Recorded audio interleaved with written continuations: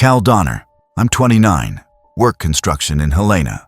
Framing, roofing, concrete when it's steady. Not much of an outdoorsman. But I know how to set up a decent camp, start a fire without lighter fluid, and I've spent enough weekends in the mountains to know what belongs out there and what doesn't. July 2021. Me and two buddies, Luke Hassler and Randy Kern, drove out to the Bitterroot for a long weekend. Lost Horse Creek, just off the West Fork Trail. Not a hard hike. Maybe 3 miles in. We'd been there before. Good fishing, not too many people. Close enough to the truck that if the weather turned bad, we could pack out fast.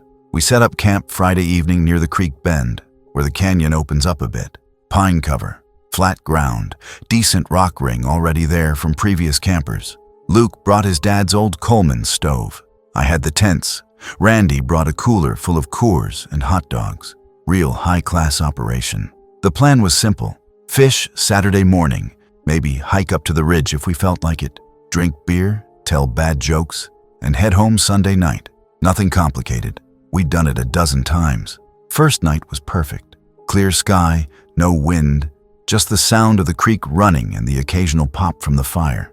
We stayed up late, maybe till midnight, bullshitting about work, Randy's ex-girlfriend, Luke's kid starting kindergarten, normal stuff. Then we heard it. Help me. Distant, maybe a quarter mile up the canyon.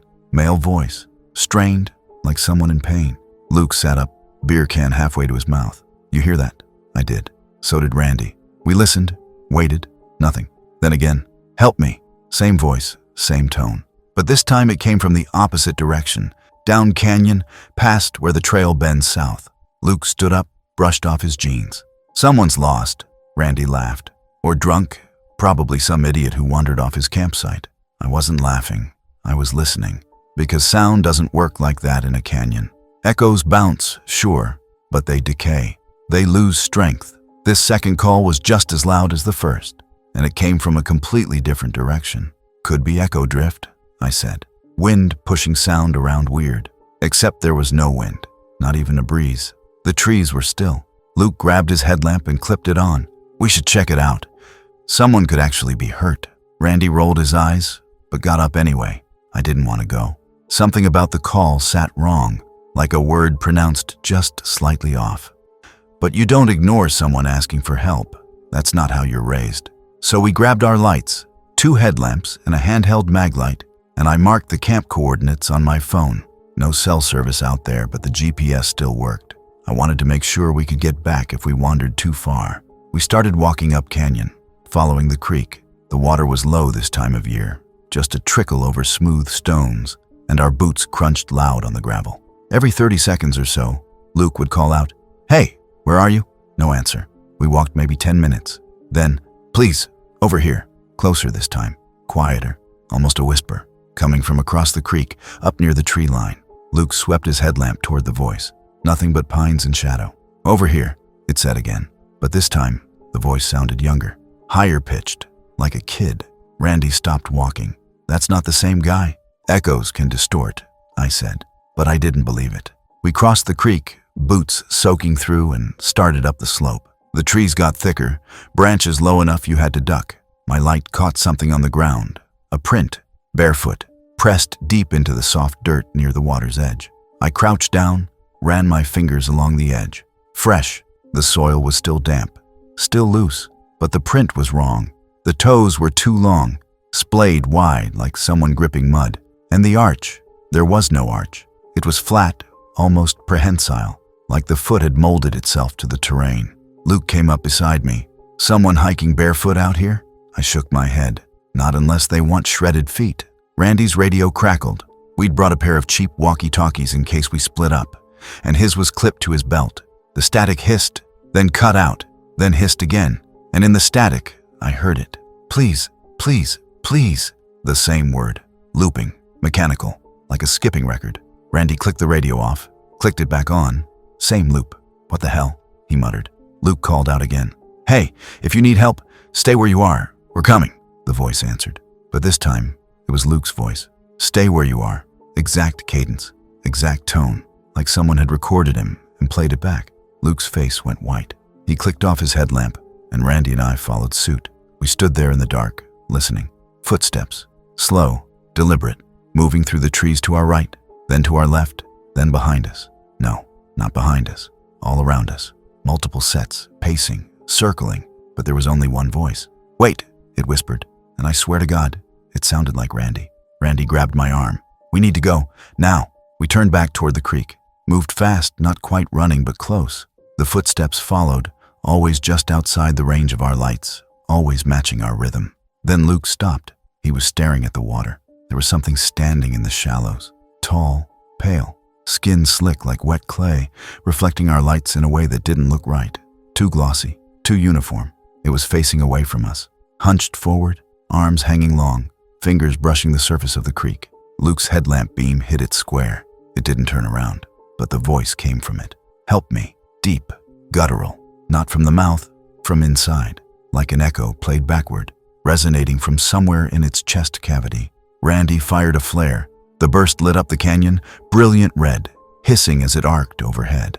And in that light, I saw it clearly. The mouth was open, wide, too wide, jaw unhinged like a snake's, but the lips weren't moving. The sound was still coming from its chest, a wet, rattling hum that shaped itself into words. "Help me, help me." The flare died. Darkness slammed back down. Luke screamed. His headlamp swung wild, strobing across the trees. I heard splashing, heard him stumble, and then silence. Randy grabbed my shoulder and pulled. "Go!" We ran. I don't know how long. Could have been 5 minutes. Could have been 20. My lungs burned, legs shaking, boots slipping on wet stone. I kept the mag light aimed forward, didn't look back, didn't stop. Behind us, the voice followed. It wasn't chasing, it was herding. Every time we veered toward the ridge, the voice would come from that direction. "Wait," and we'd correct. Move back toward the canyon floor. It was tactical, deliberate, pushing us into narrower terrain. But Randy figured it out. He yanked me sideways, off the trail, straight into thick brush. We crashed through branches, thorns tearing at our jackets, and kept moving until we hit a rockfall. We wedged ourselves into a gap between two boulders and went still, listened. Footsteps passed by, slow, searching. The voice whispered from 10 feet away. "Come back." It was my voice, my cadence, my tone. I clamped my hand over my mouth to keep from making a sound. The footsteps moved on, faded, gone. We stayed in that gap until the sky started to turn gray. Dawn came slow, cold, and quiet.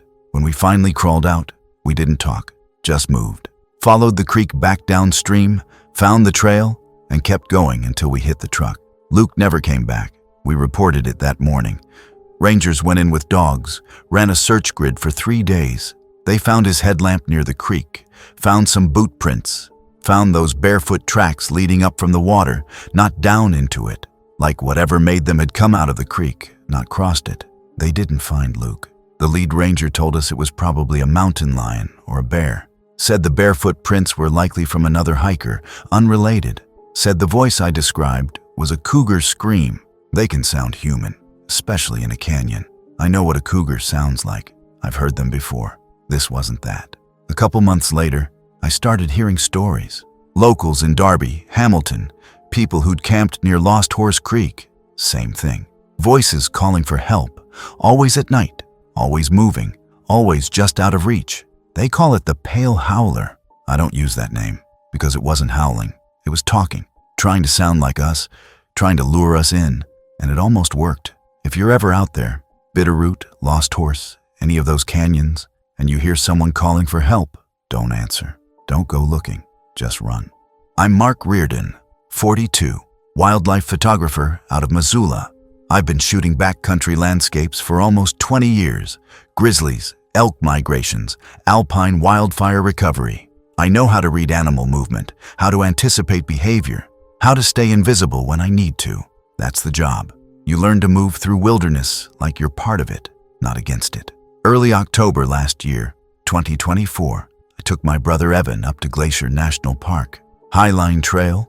We were working on a photo series, something I could pitch to National Geographic or maybe Outdoor Photographer. Late season work. The aspens were already gold, the crowds had thinned out, and the light in the afternoons was perfect. Clean, sharp, no haze. Evan's ex-Army, competent guy, knows how to pack light, stay hydrated, keep pace. We'd done trips before, nothing serious, just a few overnights in the Bob Marshall, someday hikes around the Mission Range. He wanted to get out of the house after his divorce, and I needed someone to help haul the camera gear. Worked out. We started the High Line on October 6th, parked at Logan Pass, hit the trail around 8 a.m. The ridge runs east to west along the Continental Divide. Narrow in places, sheer drop-offs on both sides. It's not technical, but you don't want to lose focus. One wrong step and you're tumbling 1,000 feet into the garden wall. Weather was stable. Wind out of the northwest, maybe 10 miles per hour. Visibility for miles. I had my Canon R5 with a 24-70mm and a 100-400mm telephoto. Evan carried the tripod, the spare batteries, and the tent. We weren't pushing hard. Planned to camp near Granite Park. Maybe get some alpenglow shots at sunset. Around mile 4, I noticed the other hiker. He was on the opposite ridge, maybe half a mile across the valley, moving parallel to us. At first, I didn't think much of it. Solo trekkers aren't uncommon on the High Line, especially this late in the season. Experienced types who want the trail to themselves. But after about 20 minutes, I realized he was keeping pace with us. Exactly. When we stopped to adjust packs, he stopped. When we started moving again, so did he. Same rhythm, same intervals. I pointed it out to Evan, and he glassed him with the binoculars. Probably just hiking the same route, Evan said. Timing lines up. Made sense, but I kept watching. I swapped to my telephoto lens, zoomed in. The figure was tall, really tall, and lean, wearing what looked like gray or off-white clothing. No pack that I could see, no hat. The gait was smooth, almost mechanical. No head bobbing, no adjusting for terrain. Just a steady forward glide, and the arms swung too far forward. I don't mean a little too far. I mean anatomically wrong. Like the shoulder joints were set lower or the elbows didn't hinge the same way. Each swing looked exaggerated, loose, like the limbs were too long for the torso. I lowered the camera and blinked a few times. Maybe I was misjudging the distance. Telephoto lenses compress depth. It's easy to distort proportions when you're shooting across terrain like that. Evan asked what I saw. I told him it looked weird, but I wasn't sure. He laughed, said it was probably some Instagram hiker getting their content shots. We kept moving. By mid-afternoon, the figure was still there, still parallel, still matching our pace. I stopped to swap lenses, and I watched him, through the viewfinder. The moment I raised the camera, it stopped moving, just froze. Mid-stride, I lowered the camera. It started walking again. I raised it. It stopped. Evan saw my face and asked what was wrong. I handed him the camera, told him to look. He framed it, zoomed in. That's odd. Odd, that's all he said. We didn't talk about it much after that. What were we supposed to say? Hey, that guy's walking weird. Out here, you see all kinds of people. Ultralight hikers who move like ghosts, trail runners who barely touch the ground. Someone with a strange gait wasn't worth obsessing over. Except, it kept following us. We set up camp in a shallow basin just off the trail, about a quarter-mile below Granite Park Chalet. The wind had died down to almost nothing, and the silence was thick. I mean the kind of silence where you can hear your own heartbeat in your ears. No birds, no rustling, just the faint hiss of the stove as I boiled water. Evan was setting up the tent when I heard it.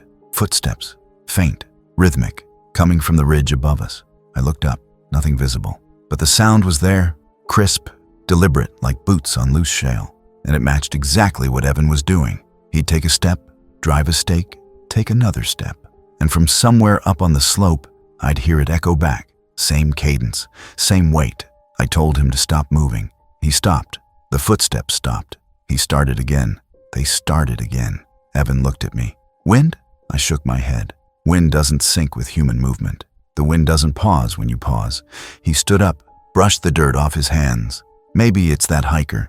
Could be setting up nearby. I pulled out my flashlight, one of those heavy-duty mag lights with a 1,000 lumen output, and swept it up toward the ridge. The beam cut through the dusk, lit up the rocks and sparse scrub, and there it was, standing, maybe 200 yards up the slope, pale, impossibly still. The light hit it square, and it crouched, not like someone ducking for cover, more like a hinge folding. The knees bent backward, the spine curved, and the head tilted at an angle that made my stomach drop. Then it stood back up, slowly, and it raised one arm. I moved the flashlight left. The arm moved left. I moved it right. The arm moved right. Perfect mimicry, like a mirror. Evan stepped up beside me, clicked on his headlamp. "What the hell is that?" I didn't answer. I just kept the light on it, waiting for it to do something. Run, shout, wave, anything human. It didn't. It just stood there, swaying slightly, head cocked, one arm raised and tracking my light. Then my flashlight flickered, just once, a half-second brownout. When the beam came back, the slope was empty. I swept the area. Nothing. No movement, no shape, just rocks and shadow. Evan's headlamp cut across the same space. Also nothing. We stood there for a solid minute, breathing hard, lights crisscrossing the ridge. My hands were shaking. I could feel the adrenaline kicking in, that metallic taste in the back of your throat when your body knows something's wrong. Evan finally said, "Maybe it dropped behind the rocks." I didn't believe that. You don't just vanish on open scree. Not that fast, not without sound. We went back to the tent. Neither of us slept much. I kept the flashlight in my hand, door unzipped, listening. The wind picked up around midnight, and with it came that sound again. Footsteps, circling, always just outside the beam of my light, always moving when we moved. At one point, I swear I heard breathing. Close, right outside the tent wall. Shallow, rhythmic, like someone standing just a foot away, inhaling every time I inhaled. I held my breath. The breathing stopped. I exhaled. It exhaled. Evan was awake too. I could tell by the way he wasn't moving, wasn't shifting his weight. We both just lay there in the dark, listening to something that shouldn't exist circling our camp. When dawn broke, I unzipped the tent and crawled out. Frost on the ground. Clear sky. No sign of disturbance, except Evan's sleeping bag was empty. I called his name. No answer. His boots were gone. Jacket still hanging on the tent line. I grabbed my pack, pulled on my boots, and started tracking. His prints led up toward the ridge, clear, deep impressions in the frost-crusted dirt. And beside them, other prints, barefoot. The spacing was wrong. Too wide. 7, maybe 8 feet between steps. The toes were elongated, splayed, like they'd been gripping the ground. No heel strike, just the ball of the foot and the toes. I followed them up about 300 yards. The trail got steeper, rockier, and then I found it. His camera. The trail cam I'd lent him. Smashed, lens shattered, casing cracked open, SD card missing. I looked up the ridge. Nothing, just empty slope stretching toward the tree line. But I saw something move. A shape, distant, fast, too fast for a human running uphill on loose shale. It folded into the shadow of an outcrop and disappeared. I didn't go after it. I knew better. Whatever that thing was, it moved like it owned the terrain. Vertical slope, scree field, it didn't matter. It didn't stumble. Didn't hesitate. I hiked back to the tent, packed everything, and got out. Didn't stop until I hit the trailhead. Filed a missing persons report that afternoon. Park rangers launched a search. They found boot prints, Evans, leading up the ridge. Found some scattered gear. No body, no blood, no signs of a struggle. They asked me about animals. Bears, mountain lions. I told them what I saw. They nodded, took notes, and I could see it in their faces. They didn't believe me. The official report listed it as a probable fall or exposure incident. The search was called off after 5 days. I went through the SD cards from my camera when I got home. Most of it was normal. Landscapes, trail shots, a few frames of Evans setting up the tent. But there were others. Images I didn't take. Frames of the ridge, blurred. The figure in multiple positions across the same exposure, like it had been recorded in motion, even though the shutter speed was 1/2000th of a second. It appeared in the foreground and background simultaneously, overlapping itself, like something that existed in more than one place at once. The metadata showed the shots were taken around 3:18 a.m. I didn't touch the camera that night. I showed the images to a couple of colleagues. One said it was a sensor malfunction. Another said maybe I'd bumped the camera, creating a double exposure. I know what double exposures look like. This wasn't that. I haven't been back to the High Line. Don't plan to. But sometimes, when I'm out shooting in other parks, other trails, I hear it. Footsteps, matching mine, keeping time, always just far enough away that when I turn around, there's nothing there. And sometimes, late in the afternoon when the light starts to fade, I'll see movement on a distant ridge. A pale shape, tall, moving smooth. It keeps the same distance, like it learned what's safe. My name is Dale Morin. I'm 40 years old. Born and raised in Kalispell, and I've been hunting elk in Glacier's backcountry every October since I was 23. That's 17 seasons. 17 years of reading sign, setting camp, and walking out with meat. I know those mountains the way you know your own driveway in the dark. This was October 2023. Me, Reese Tanner, and Tommy Volk. Same crew, same trip, same week every year. We'd drawn permits for the Many Glacier Valley Zone up near the avalanche chutes. Remote, cold, perfect elk country. We packed in on the 9th, 6 miles from the trailhead, and set up just below the tree line where the pines give way to scree. Good visibility. Wind comes down the chutes, predictable. You can hear anything moving up there long before it gets close. The first 2 days went smoothly. We glassed the ridges, tracked a decent bull, and didn't push it. That's how you hunt smart. Let the animal come to you. Reese had his Remington 700, Tommy carried a 308, and I had my old Tika T3. We weren't weekend warriors. We knew what we were doing. On the 3rd morning, Tommy found the elk. He came back to camp just after dawn, face tight, and said we needed to see something. Wouldn't say what, just kept shaking his head.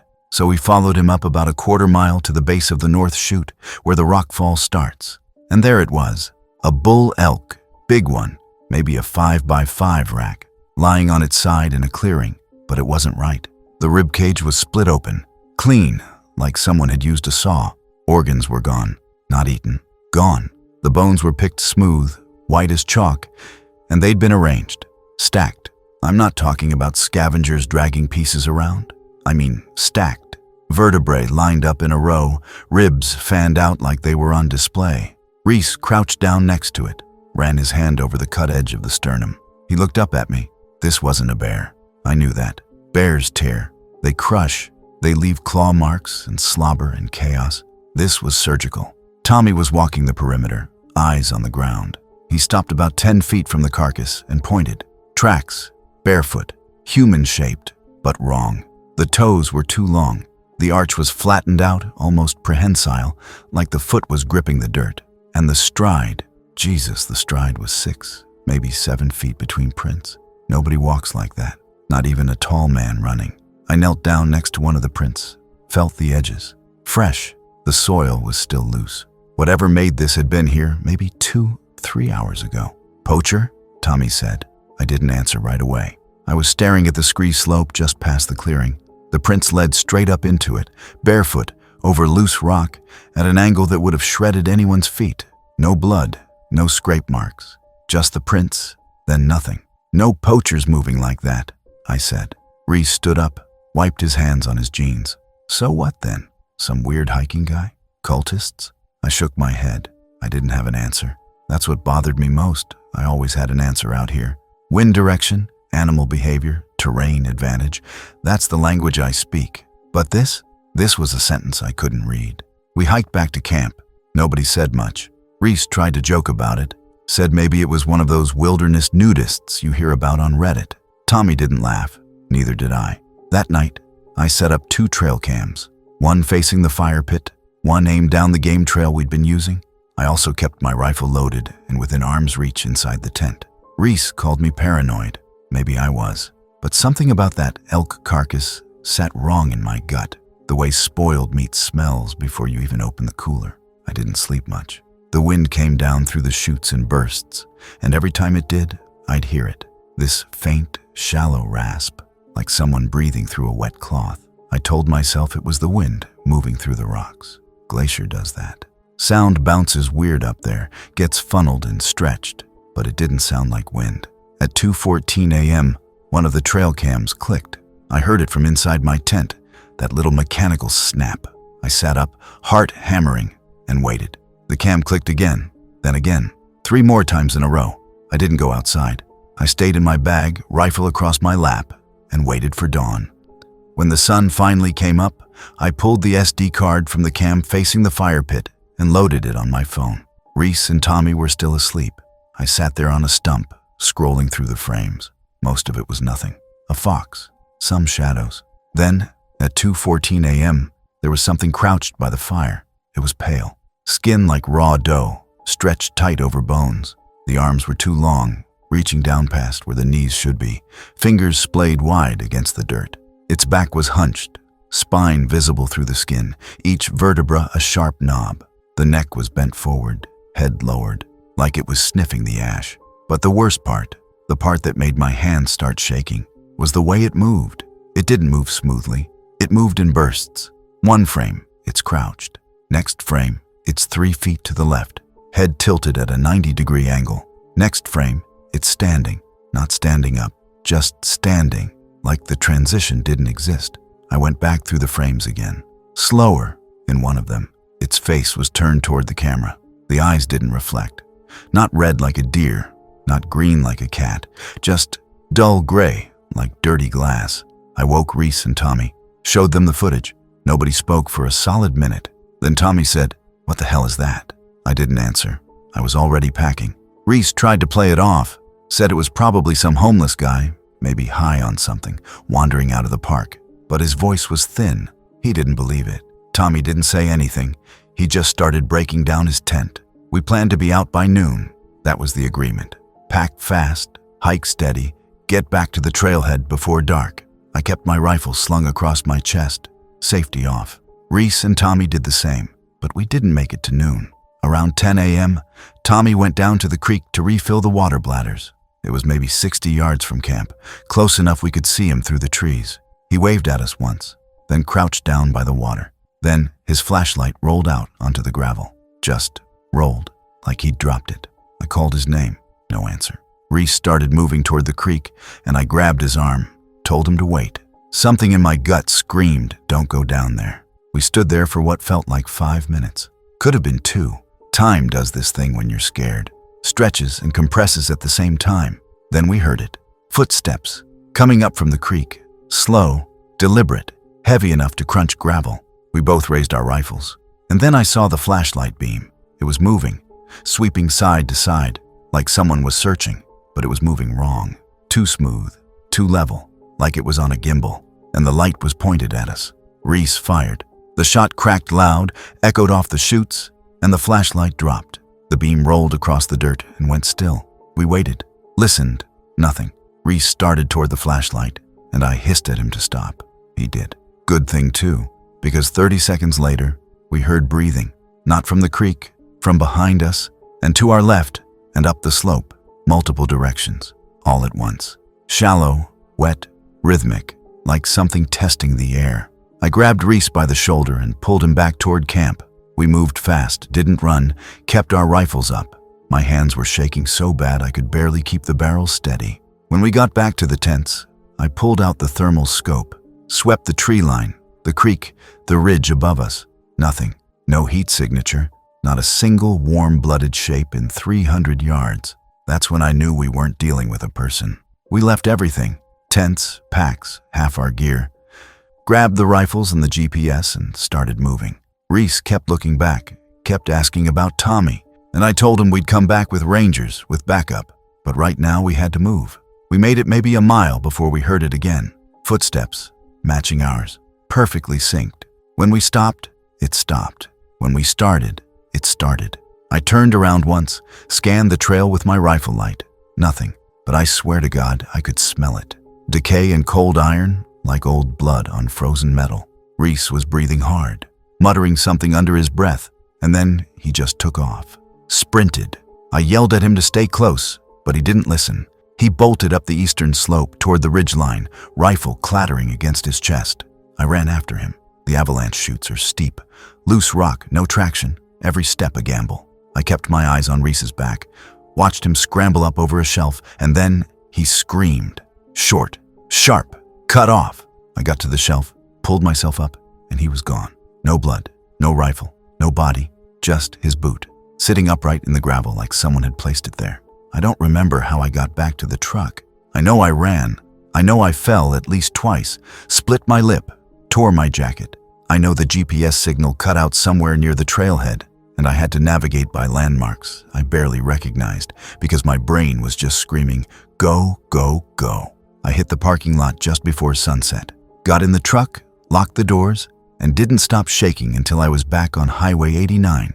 I filed a report with the Park Service the next day, told them everything. Missing persons, possible attack, 2 men unaccounted for. They sent a search team up to Many Glacier Valley. They found our camp, found Tommy's flashlight, found boot print, human boot prints, mine and Reese's. They didn't find Tommy, didn't find Reese, Didn't find tracks, didn't find drag marks, didn't find anything. The official report listed it as a suspected animal encounter under duress. They suggested a bear, maybe a mountain lion, maybe exposure and panic. They offered me counseling, said trauma can warp perception. I didn't argue. What's the point? But about a month later, I got a call from a retired ranger, guy named Hal Peterson, has been with the park since the 70s. He'd heard about the incident, said he wanted to meet. We met at a diner in Columbia Falls. He brought a folder, old incident reports, handwritten, some of them 20, 30 years old. Missing hikers, unexplained disappearances. All of them are in the same area, Many Glacier Valley, near the chutes. And in every report, someone mentioned tracks, barefoot, elongated, leading into scree. Hal looked at me over his coffee and said, "You're not the first." I asked him what he thought it was. He shook his head, said he didn't know, but he'd heard stories, old stories, from Blackfeet guides who used to work the park. They had a name for it, something I can't pronounce.